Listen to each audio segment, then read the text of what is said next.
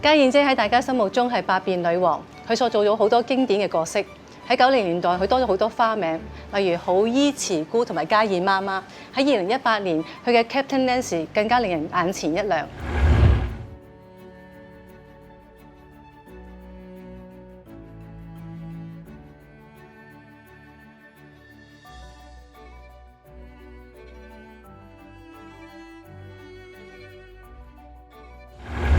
嗱，我咧就8歲入行㗎啦。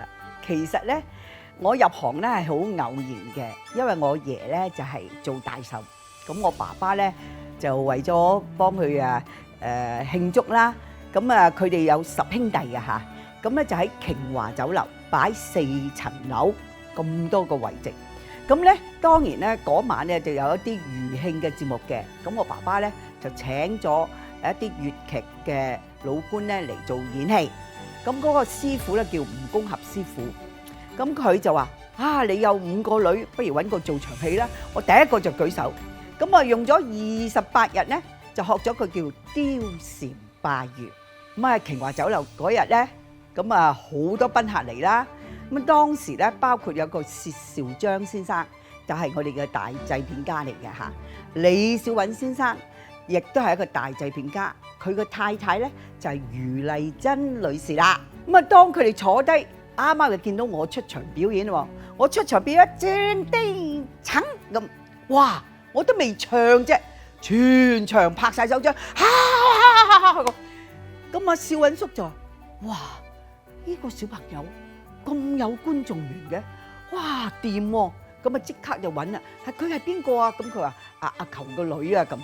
咁佢話：我一定要揾佢拍戲。自細學習粵曲唱腔同埋芭蕾舞，亦都參與好多校內演出嘅家燕姐咧，8歲嗰年毛遂自薦，以一段粵曲開啟咗佢電影電視嘅演藝之路。因為佢拍一套叫做《七兒八女九壯詞》。嗱，顧名思義咧，7兒7個仔，8個女，15個童星，同埋咧我媽咪咧當時咧就係做我嘅經理人，因為嗰陣時好興星媽嘅，而家個個都演員揾經理人噶嘛，嗰時冇嘅。咁我媽媽咧幫我睇劇本，因為我真係唔識睇劇本，知道我演個角色係乜嘢。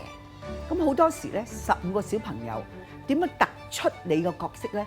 我媽媽咧都有諗到。我記得有場戲就係我媽媽覺得我件衫太靚，唔夠可憐，佢即刻咧揾塊布啊剪咗佢咧，同我貼上個衫嗰度。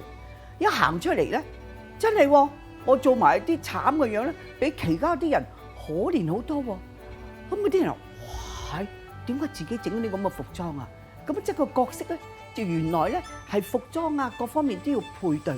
嗱，我媽咪喺呢方面咧就幫咗好大忙，就教咗我點樣去讀對白啊，點樣演戲。咁所以咧，其實薛家燕嗰個成功咧，都我爸爸媽媽都有份嘅。嚟到1960年，家燕姐已經擺脫咗童星嘅形象，變成咗個亭亭玉立嘅少女。當時青春歌舞片大行其道，佢同陳寶珠女士、蕭芳芳女士等7公主成員合作咗演出唔少相關嘅作品添㗎，成為咗當紅嘅影視新星。家燕姐仲講啊，佢非常感謝伯樂薛兆章先生同埋佢父母對佢嘅栽培㗎。嗱，喺60年代中期咧，就係好開心啦。咁我哋嗰陣時已經變咗係少女啦嚇，咁組織咗7公主啦。呢個係一個藝壇一個盛事嚟嘅。咁有陳寶珠、蕭芳芳啊、Bobo 啊、馮素波、沈芝華、黃愛明。咁我哋就拍好多青春片啦，例如《彩色青春》啦，當年都好賣座、好爆棚嚇。我阿高哥嗰陣時好興歌舞片嘅，咁《飛女正傳》啊，即係咁。咁我咧就當年咧就除咗2套電影咧係《姑娘18朵花》同埋《廣播皇后》，同埋有一套好似《姐姐的情人》咧去星馬登台。咁諗唔到喺星馬咧就登台好爆棚喎嚇！咁嗰陣時嘅電影主要嘅市場就係星馬嘅。如果星馬你賣咗嘅話咧，哇你就好掂。所以我去完星馬登台半年咧，我翻嚟簽個合約咧，係做女主角咧，係11套咁多。哇！嗰陣時我哋開心到不得了。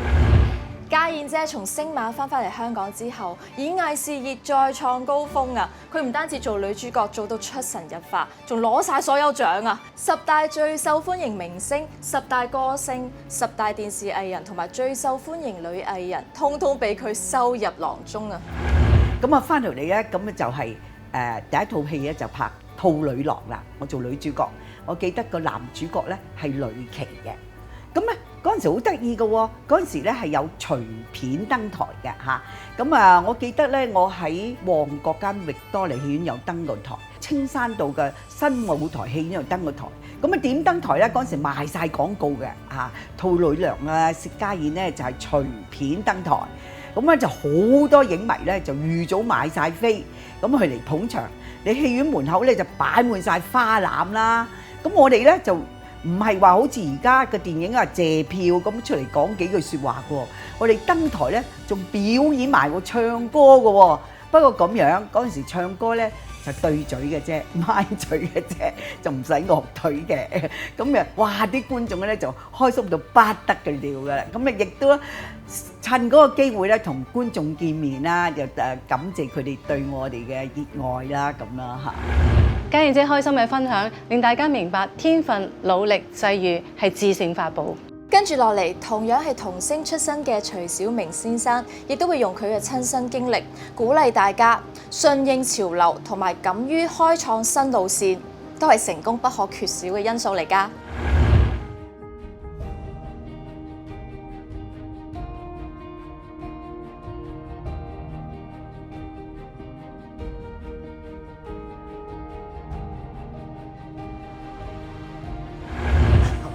講起呢個問題咧，其實就係追溯一啲喺我嗰個年代一個市場好特別嘅情況，就係因為冇人甚至乎冇公司願意翻去內地嗰度投資。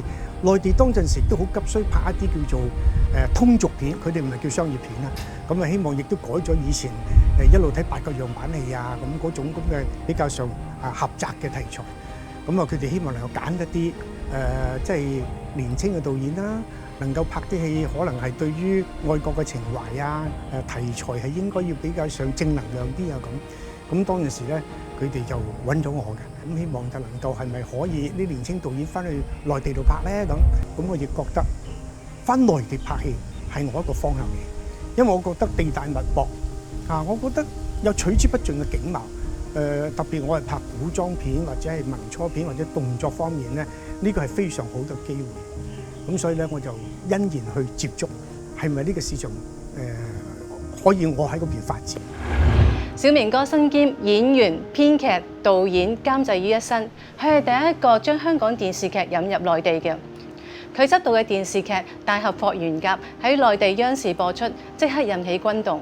而嗰首《萬里長城永不倒》更唱到街知巷聞。咁點不知啊？我好偶然，我去到北京。咁啊，當陣時我係見到一位領導人。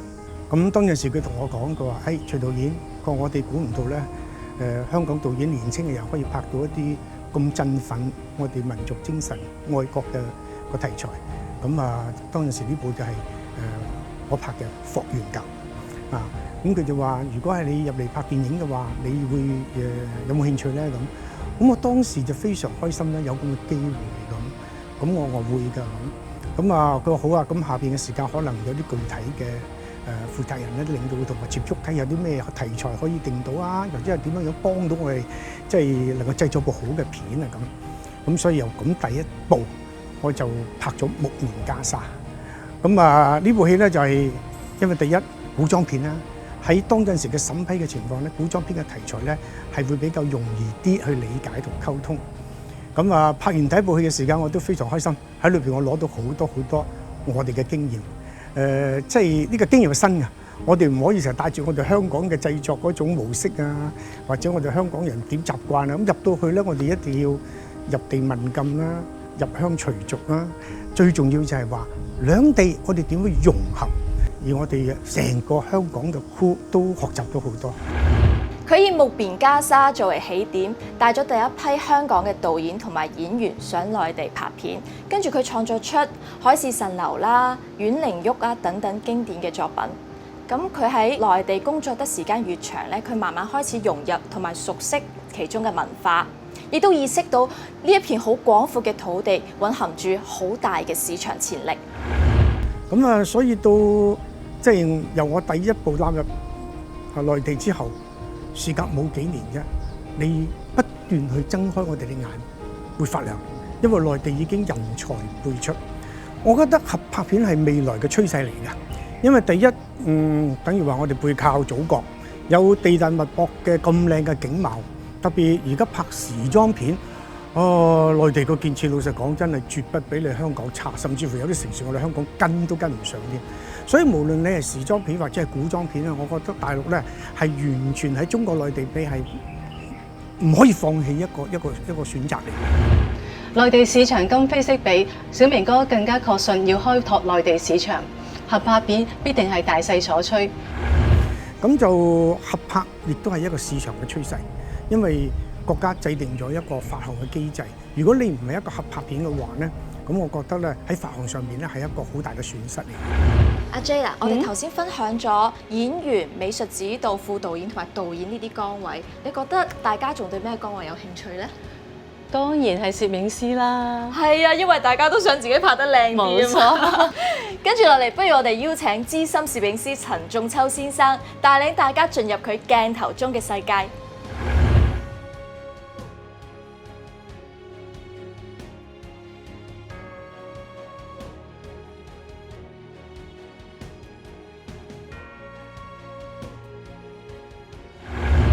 我70年代嗰時係60年代尾，我入行咧就唔係做攝影師嘅，我就主要咧都係由小工做起，立定心腸，自己就係喺呢個電影圈嚟發展，又想做一個叫做光與影嘅夢鄉人。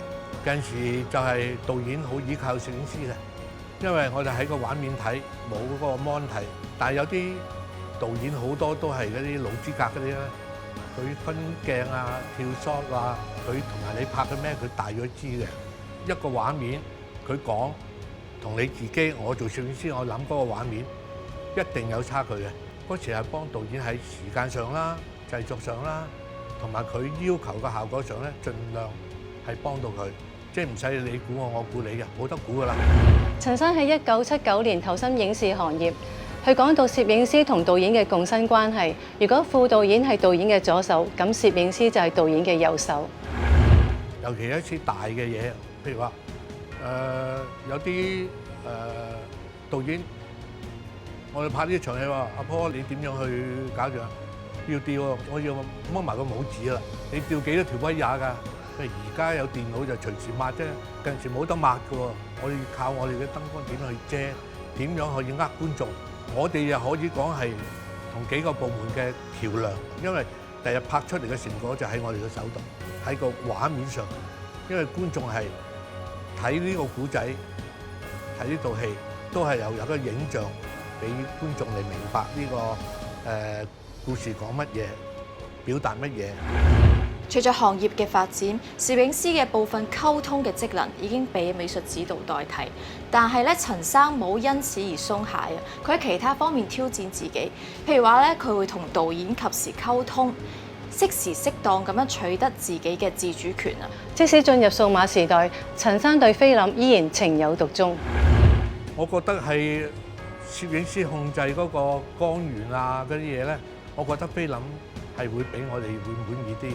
雖然而家數碼可以令到你可以做到一啲你要求嘅嘢，但係我感覺喺我個挑戰性上咧，因為你知啊，我哋拍完仲要沖片喎，你拍得幾好，你沖得唔好又係死㗎喎。所以有一樣嘢咧就係近時嘅電影真係100%係大家合作嘅製成品。我咧可以話係香港第一個攝影師用阿巴菲林嘅。因為嗰時香港主要嘅菲林就係 Kodak 同埋富士，咁我點解會用阿巴菲林咧？嗰時香港未有嘅添，咁個導演同我哋傾過，就嗰個咧就係呢個導演就係黎應就，咁我嗰時同我傾，咁仲有一樣嘢就係話個製作個唔係咁多，但我又想要求呢個效果。咁呢個效果嘅氣咧，我就發覺我自己咧應該係要用啲微粒粗啲嘅。但如果微粒粗啲咧，我如果用富士或者 Kodak 咧，我就要喺個 lab 度做咧，或者加沖啊，要多咗錢嘅。揀定菲林之後，一向中意挑戰嘅陳老師再次遇到關卡啦。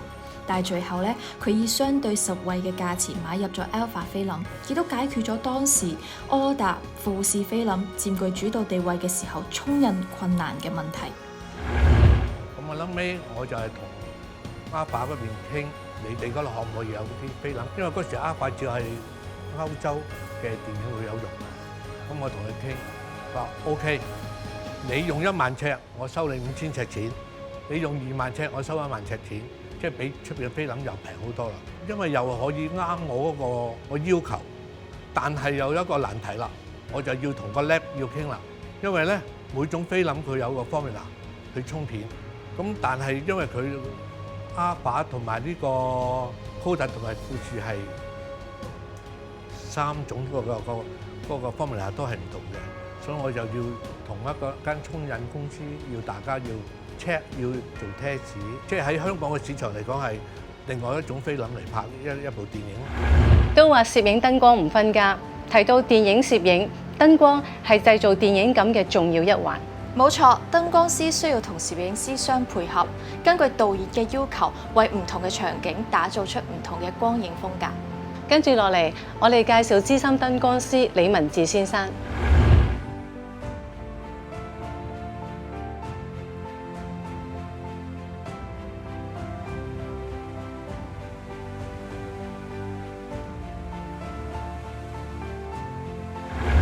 電影行都係講人緣啦，又講關係啦。咁我本身我契爺都係喺電影個老燈光嚟啦。咁就咁嘅關係之後就入咗電影啦。咁我第一份入工就係喺邵氏做咗唔夠1年，咁就跟師傅佢哋啊就出咗嚟嘉禾。咁嘉禾就係跑啊鋪頭。喺香港嘅某大幾間嗰啲片廠、製片廠啊，就收到通告，我哋就去拍㗎啦。咁我做燈光咧，就都係師傅俾機會我啦。咁我就喺成龍嘅權威公司，就第一部戲做燈光，就孖寶廠白關。咁就一路做到90年代至到2000年代啦。李老師都坦言，人情喺香港電影業非常重要，但係即管有貴人相助，都要由低做起，一步一步先至可以成為資深嘅燈光指導。我喺成龍嗰度嗰10幾年啦，都叫做幾輝煌嘅。咁講到入電影界，咁我都屬於喺紅褲子啦，所謂叫紅褲子出身。就開始就爬燈橋嘅，嗰時全部一統一個電燈佬，冇人叫你做燈光嘅，電燈佬就同燈光嘅唔同嘅，因為我哋本身係一個電影嘅燈光從業員，點會叫電燈佬咧？咁喺我出嚟做燈光開始咧，咁我話你哋唔好再叫我哋啲電燈佬啦，叫燈光。同之前提及嘅副導演同埋攝影師崗位一樣。燈光師咧，亦都需要具備咗隨機應變嘅本能㗎。聽下李生講下喺突發情況之下，佢係點樣用高效率嘅方法去處理問題。講到呢個咧，我都幾深刻嘅。咁我拍緊 A 計劃，咁又喺邵氏搭咗個街道報警。咁日頭去睇景，咁睇景就話，我哋都係諗住拍日頭嘅啫。點不知你知啦，成龍大哥嗰個年代係最紅啦。喂，阿文。我想拍夜景喎，今晚開工得唔得？咁因為佢就好 support 我哋嘅，咁我喺電影都叫做最輝煌嘅時間啦。我可以一拖6組燈光，都成30人一齊去做嘢。咁當時就叫啲手足，喂，快脆啲同我班人先。最緊要就係我今晚要拍戲，天黑就要拍啦。到嗰場景，我哋9點零鐘就可以拍得啦。咁都喺電影喺我生涯嘅咧，都算係紀錄嚟嘅。喺現場，燈光師就係攝影師嘅第2對眼。咁除咗要 set 好所有燈光器材之外咧，好多細節都要注意㗎。譬如話啲光影平唔平衡啦，啲演員塊面嘅塑就夠唔夠好啦，同埋點樣區分前中後景。嗰個年代咧，即係首先就跟你睇跟個攝影師啦。其實咧，電影裏面咧，任何一個畫面都係攝影師控制㗎啦，只係我哋又配合攝影師。哦，嗰個場景我哋要咁嘅效果，個導演話喂，我想要咁嘅效果喎，咁啊盡力而為啦。當你做到有咁嘅經驗，咁你又有一定有嗰個實踐去做呢樣嘢啦。因為我哋嗰時入行，師傅就冇乜嘢話㗎啦。當你拍個人像，就離不開平質正反呢幾個方面嚟㗎啦。咁但係而家咧，最緊要係鏡頭又感光啦，同埋嗰啲 filter 咧，你有光就可以拍得到嘢㗎啦。總之唔會黐底啊，或者唔成咧就 OK 嘅。嗱，嗰陣時就冇話美術指導啊，係佈景師啊成咧。咁我哋落燈或者要做乜嘢，咁啊睇咗環境，咁我哋先至開波㗎。咁啊而家有美術指導去睇埋景啦。咁啊好啦，要求咁啊最緊要係導演要求。現代個電影咧就多數都實景啦，地方有限，電力有限。咁咧因為而家啲器材咧就同我哋以前嘅器材又唔同啦。我哋揦埋最低限度嗰個都2000火，去到1萬。咁啊2萬火嗰啲就好少機會出嚟㗎啦。但係你睇我後邊啲腳就睇到啦，嗰啲燈嗰個重量都唔細嘅。因為而家好多導演啦，要講自然光，同埋又講光源。咁啊光源就係我哋自己攝影啊，同埋我燈光夾到哦，開頭嗰個燈個主光喺邊度嚟？咁我哋就成場戲都係要跟翻個主光，咁啊變咗個畫面同埋嗰個美態咧，就人哋會睇噶嘛。而家啲觀眾好犀利嘅。好多謝4位嘉賓嘅分享，我相信令好多年青人有更加多嘅靈感同埋鼓勵。下一集我哋不如睇下一啲看似唔起眼嘅崗位，睇下佢哋點樣為電影行業作出自己嘅貢獻。來吧，來吧，來吧，來吧，我是電影人。